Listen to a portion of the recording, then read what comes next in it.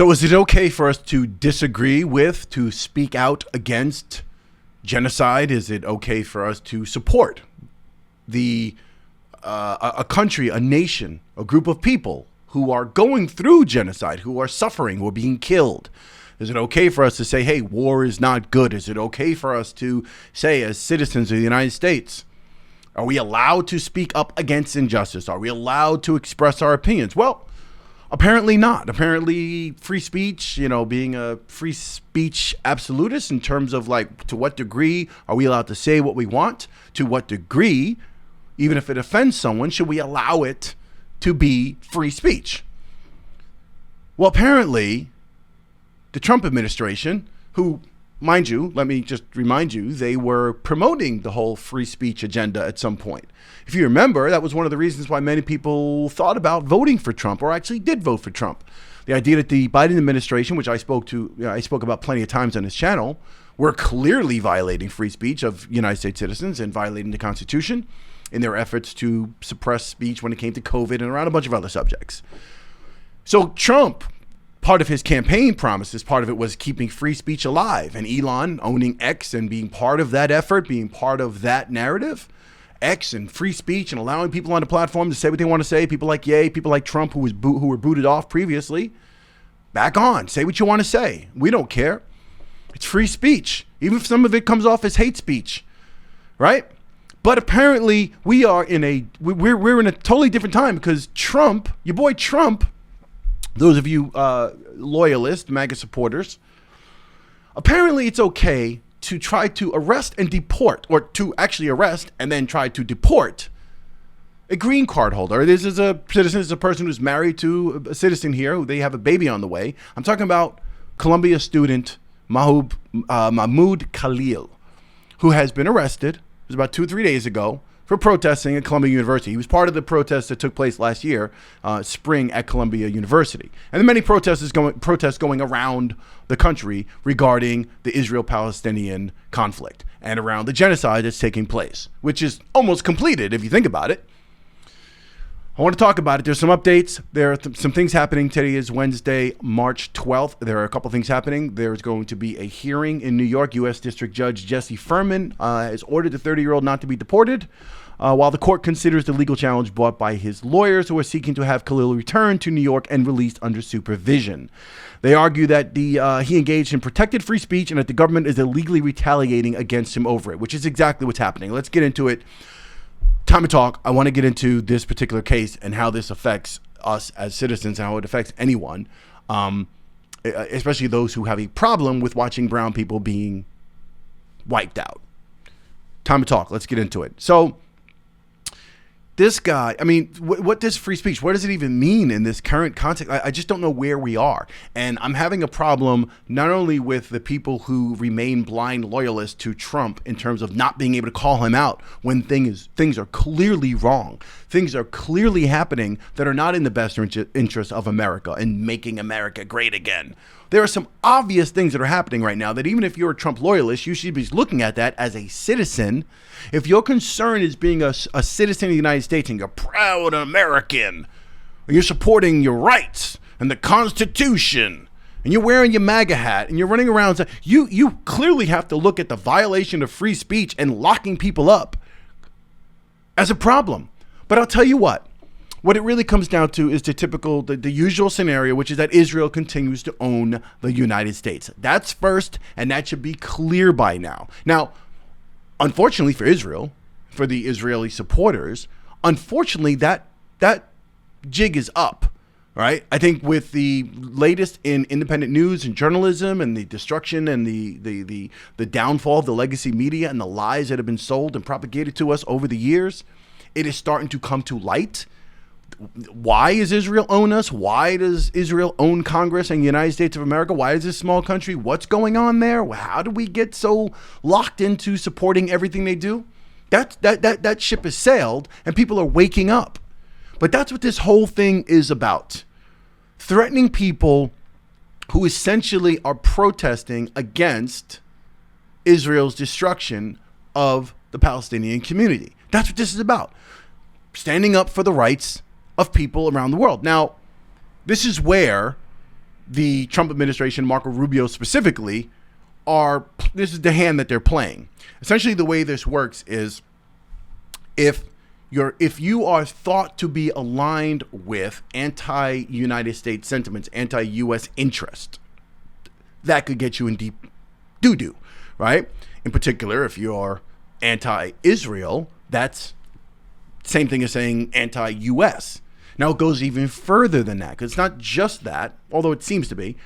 There's also the fine line and the basis, the what they're using against this man is the idea that, well, if you are anti-Israel, you must be pro-Palestine. And if you're pro-Palestine, then that means you must be pro-Hamas. And if you're pro-Hamas, that must mean you're pro-terrorist. And if you're a terrorist, well, then we don't have to tolerate it. We can lock you up because your interests are aligned with terrorism, which is a threat against the United States of America. That's what's being used. That's what the State Department, that's what Rubio, that's what they're using to, and Department of Homeland Security, that's what they're using to lock this guy up and try to get rid of him. Think about that for a second. I think if there hasn't been evidence against this man for doing anything terrorist related, he's not associated with anything, he hasn't burned down any buildings. Are they going to say he incited something? Has he broken the law? Is there something that they've arrested him for where he clearly broke the law, and we can all support that?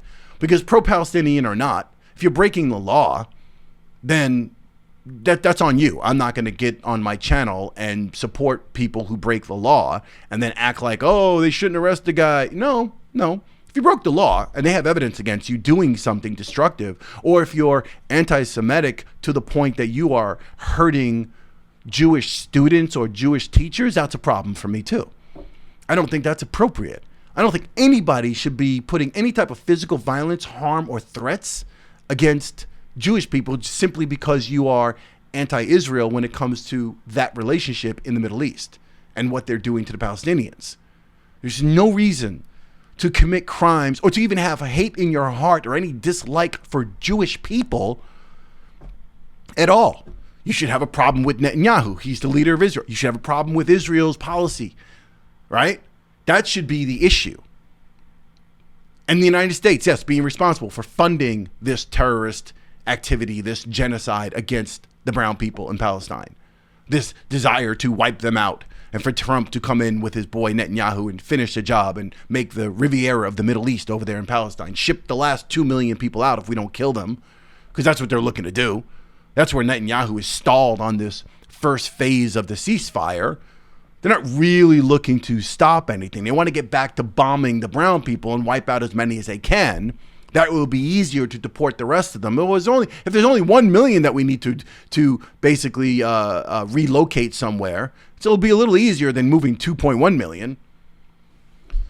So anyway, if you have a problem with Israel, that should not be a problem against Jews. And I just have to always specify that and make that very, very clear here, because what this young man is protesting he's protesting Israel's genocide against the Palestinians. And he hasn't done anything wrong. He hasn't committed a crime. He hasn't committed terrorist activity. He hasn't conspired to do terrorist activity, or at least there's no evidence of such. We shall see. I want to get into something also. I want to just read this particular portion. Can the government deport green card holders? So he's a green card holder. I just want to read this. Short answer: yes, green card holders can be deported, but the government has the burden to prove the person is deportable. Grounds for deportation can range from being convicted of a range of crimes from murder, assault, and burglary to tax evasion, domestic violence, and illegal firearms possession, according to Stephen Yale Lower, an immigration law expert and retired Cornell Law School professor. But a legal permanent resident can also be expelled for providing material support to a terrorist group, in which case the government doesn't need a criminal conviction to bring deportation charges, he said. Quote, material support for immigration purposes is much broader than the criminal definition of the term, end quote, Yale Lower explained. Quote, for example, people have been deported for simply providing a cup of water or bowl of rice to guerrilla groups, even under duress, end quote. So, again, providing material support to a terror, and Khalil has not provided material support to a terrorist group. He's basically speaking out against Israel, which I would consider a terrorist group, right? And yet, grounds for deportation, the crimes, he hasn't committed murder, assault, burglary, tax evasion. This, his wife is pregnant, by the way. He married his wife. She's a U.S. citizen. He married her last year. He married her in 2023. And he became a legal permanent resident and a green card holder last year. And this is where we're treating our American citizens. This is what's going on. I just really can't. I really can't. I hope this disturbs you. And whether you're a Trump supporter, you're not a Trump supporter, and again, I've spoken on this before, there are certain just foundations of our principles and of our values as Americans and where we should all be united together, whether we agree on certain policies, whether we agree on Trump or don't agree on Trump, whether you're Democrat, Republican, liberal, in between, center, it doesn't make a difference. One thing we can agree on certain things that just make sense.